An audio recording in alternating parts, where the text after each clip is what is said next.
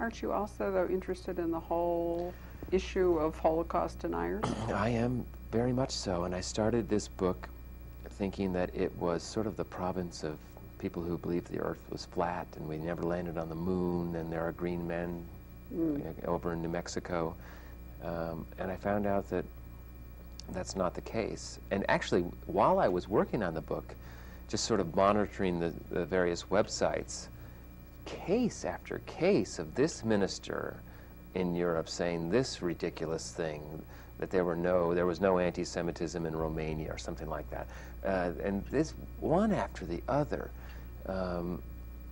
that flat out Holocaust denial like we would see from a person like Mel Gibson's father, or shades of it, is very, very pervasive today. It is absolute gospel truth within the Muslim world. They believe that this never happened. It was an invention by the Jews. I mean, it has really pervaded Islamic thinking about, and it's a real thing.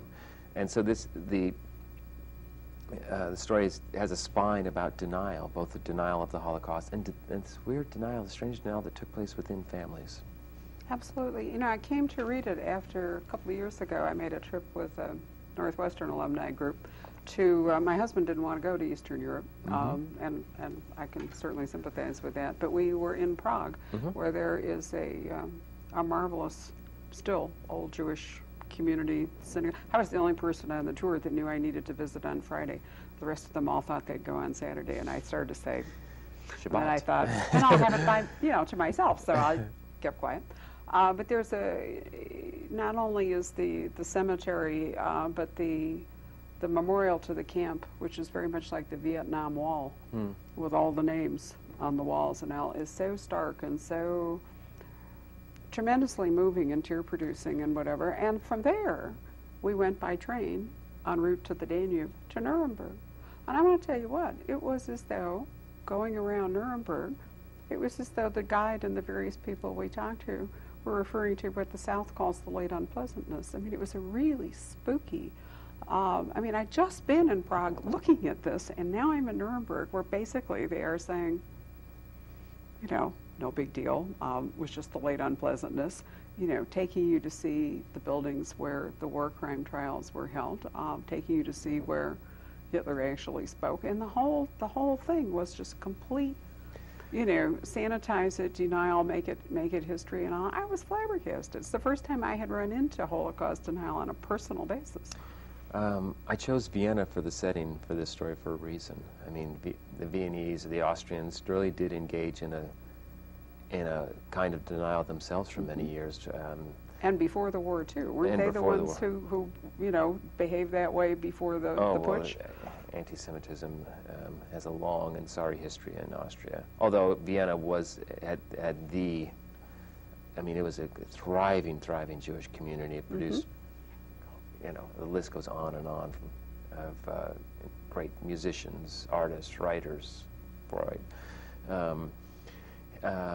But it took me from Vienna to the Czech Republic, my research did, to Warsaw and Treblinka, and back to Israel. So I sort of made this loop of this book. Being in Poland and being out there and going to Treblinka and finding the camp and walking there,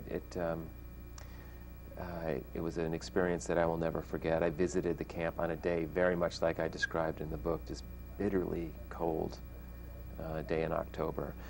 And it just takes your breath away still, and I'll just never forget it. You wrote very movingly about it on your website. I went to visit danielsilva.com. danielsilvabooks.com. Is it books.com? I had to because there's I think it's a freight forwarding company in New Zealand that has my name. I'm glad you said that. Actually, my shortcut was to Google, yeah. Daniel Silva, and then I didn't actually look. So thank you, danielsilvabooks.com. And I thought you wrote a very interesting and very moving description of your research and I was going to ask you, Treblinka sounds as though if you didn't know anything about it, if you went there, you wouldn't really have any keen awareness of why it was a memorial. Little bitty sign, heavily reforested. Well, it was reforested by the Germans, of course. But it was always tucked into the woods for a reason, the White Forest of Poland. Yeah, you could drive right by it, and they just had these tiny little signs, and my driver kept missing them, and we were lost for a while, so we had to go through this rather bizarre sequence of pulling peasants over on the side of the road and saying which way to Treblinka, and finally found it. And it is a startlingly beautiful memorial. The government did it. It's almost too beautiful, but every Jewish community that was destroyed there is represented by an appropriately sized stone, with a large stone in the middle of this meadow representing the Warsaw Ghetto. And the tracks, the railroad tracks, have been rebuilt in stone, and the rail platform has been rebuilt in stone. To get into the camp, you have to go over the real railroad track that you can hear that thud, thud, thud, thud as you enter the camp. And it was, and I had it all to myself. That was it was no one else there. I hear 2 zlotys and go in. And it was just, I'm glad I went. I'm sure it lends an emotional resonance to the writing. Do you do that at the end of your books? Do I you do write it at the story end. and then Yeah, do I work the... on story. In fact, I wrote a version of that chapter before I had visited, and I ended up changing very little, actually. I got it right, so I just made a few little geographic changes to get some things right. But you know, the dialogue and all the important things about the scene between Gabriel and our guy, they all stayed the same. So undoubtedly one reason why your books have been so successful as fiction is that the story comes first with you and then all of this supports it. Yeah. There's a terrible danger, I think a lot of writers fall into it, is you fall so in love with the research. I've been trained in the British pronunciation. Sorry, I don't dare say research anymore, as I get hammered in London to say research. But then what happens, of course, is it begins to overweight the story, or the story becomes shaped by what and you don't want to leave bits of it out. So it sounds to me as though you keep the story paramount.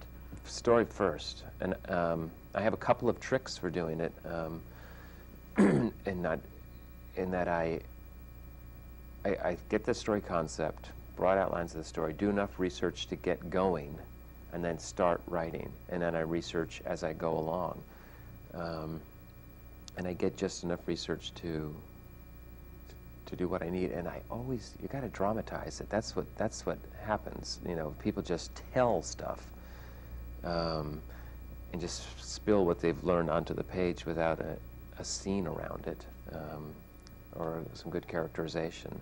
That's when it becomes bloated and bad and weighty. Or leaden. Leaden. Yes. I mean, we could go through the book chapter by chapter, but you know, the Austrian experience after the Anschluss is dramatized by a man named Max Klein, very effectively, I think.